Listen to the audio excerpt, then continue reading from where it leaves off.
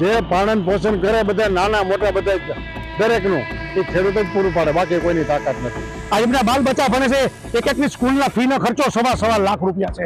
આજે વિગે ખેડૂતોને મારા આજે ડુંગળીનો 22,000 રૂપિયા ઉપરનો ખર્ચા ચડી ગયા છે.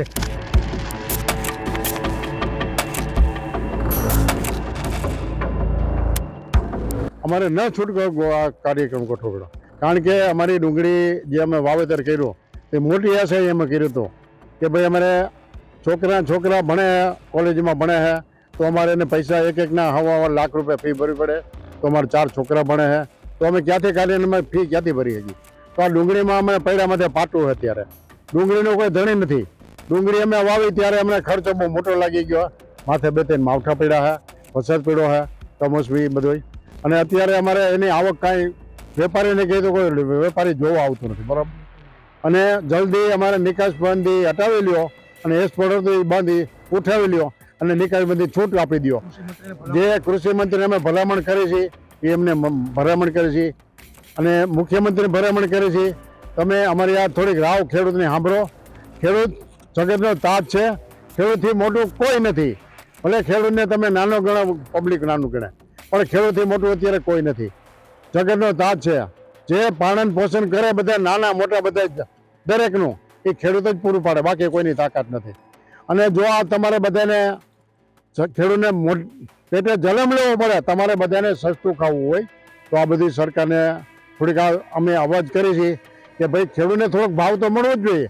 ખેડૂત જે 12 મહિના મહેનત કરે છે, ટાઈટ તડકા રેડી અને બધી, જ્યારે અમે ઘેરે જઈએ તો છોકરા સુઈ ગયા હોય, પાછા આવી હુતા ઉઠે, બરોબર છે. તો અમે અમને કોઈ દેખતા નથી, ઓળખતા નથી. અમે એટલી મહેનત કરી ખેતરમાં, ખર્ચા એટલા કર્યા, દવા ખાતર, મજૂરી મોંઘી. અમારા મજૂર બેઠા, મજૂરને મજૂરી આપવાની, મજૂર કે લાય લે તમારે આમાંથી આપવું હું. અત્યારે હું અમારી પોઝિશન છે એ અમને જ ખબર છે, અમારી વેદના એટલી છે. મારું નામ જીતેશ ઓગાસિયા, ગામ મારું ધોરાજી. એક ખેડૂત અગ્રણી તરીકે જે મારા ખેડૂત ભાઈઓ મને બોલાવેલો છે આ ખેતરની અંદર કે આજે સમાધિનો એ લોકોએ કાર્યક્રમ ગોઠવ્યો હતો. સમાધિમાં આજે ડુંગળીમાં આજ પાયમાલ થઈ ગયા છે મારા ખેડૂતો ધોરાજી પંથકના. તો સરકારને મારી ભલામણ છે, કૃષિ મંત્રીને, સીએમ સાહેબને, પીએમ સાહેબને તાત્કાલિક ડુંગળીની નિકાસબંધી હટાવી લઈએ. આજે બધા બાલ બચ્ચા ભણે છે, એક એકની સ્કૂલના ફીનો ખર્ચો સવા લાખ રૂપિયા છે. આજે વિગે ખેડૂતોને મારા આજે ડુંગળીનો 22,000 રૂપિયા ઉપરનો ખર્ચા ચડી ગયા છે. તો શું આ બે વર્ષ થયા, ગયા વર્ષે પણ ડુંગળીમાં કિલો 2 રૂપિયા સહાયની વાત કરી હતી, આજ 2 વર્ષ થયા. દર વર્ષે 12મા મહિનામાં નિકાસબંધી કેમ કરે છે? તો આ મારા ખેડૂતનો માલ ઢોલે ઠીપાય છે. આનું શું કરવું? વેપારીઓ પણ હાથ નથી નાખતા. આજે મારી ડુંગળી તમે જો મજૂરી નથી મળતી, ઊભી થતી, ખર્ચાઓ પણ નથી થતા, ખાતરના ભાવ ડબલ થઈ ગયા છે, ડીઝલના ભાવ એવડા છે, તો મારો જાય તો ખેડૂત ક્યાં જાય? મારી માંગણી છે તાત્કાલિક આ નિકાસ હટાવી લઈએ. પીએમ સાહેબ, સીએમ સાહેબ અને મારી કૃષિ મંત્રીને તાત્કાલિક આ ભલામણ છે. મારું નામ હિતેશ પટેલ, ગામ ધોરાજી. હું એક ખેડૂત છું. હાલ અમારા ખેતરની અંદર અમે ડુંગળીનું વાવેતર કરેલ છે. ડુંગળી અમે પુષ્કળ પ્રમાણમાં ઉત્પાદન પણ કરેલું છે. તો હાલ જે ડુંગળી અમારી તૈયાર થયેલ છે, અત્યારે ખેતરમાં ડુંગળી તૈયાર પડી છે, પણ કોઈ વેપારી અત્યારે લેવા તૈયાર નથી અને માગે છે તો એના ભાવમાં માગે છે. અમે વીઘે 20,000 થી 25,000 રૂપિયાનું આમાં ખર્ચ કરેલ છે.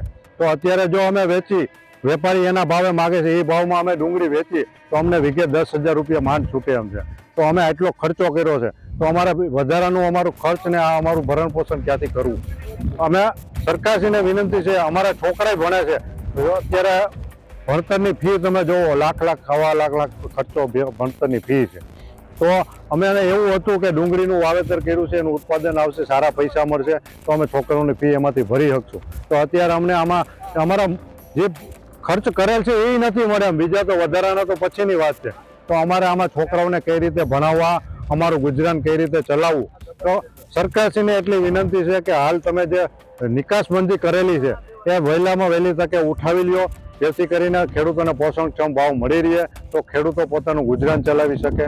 એ જ મારી ખાસ સરકારશ્રીને વિનંતી છે. જય જવાન, જય કિસાન.